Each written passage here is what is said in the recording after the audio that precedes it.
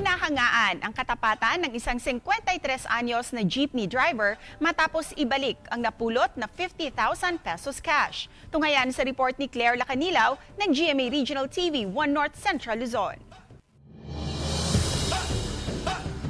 Hindi nagdalawang isip na isauli ng 53 anyos na jeepney driver ang pitakang nahulog ng kanyang pasahero habang namamasada sa bahagi ng Dagupan City. Sir Bert, ma'am, sumakay sila sa Pulay dito sa may driver side. Nung pagbaba pala nila, hindi ko naman po napansin na nahulog yung wallet nila dito sa may driver side sa may upuan. May pumara na paseros po na sumakay. Sabi, kuya, wallet.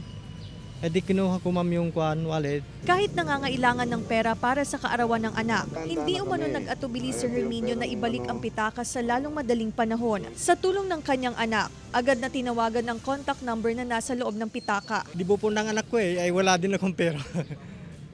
Ay sabi ko, hindi pwedeng kwanto talagang isasauli ko sa may-ari.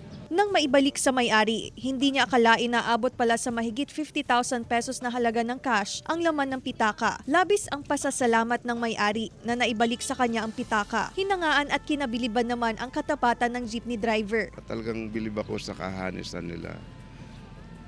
Lalo na pati yung anak niya hindi nag-interest at nagpunta sila sa bahay ora mismo.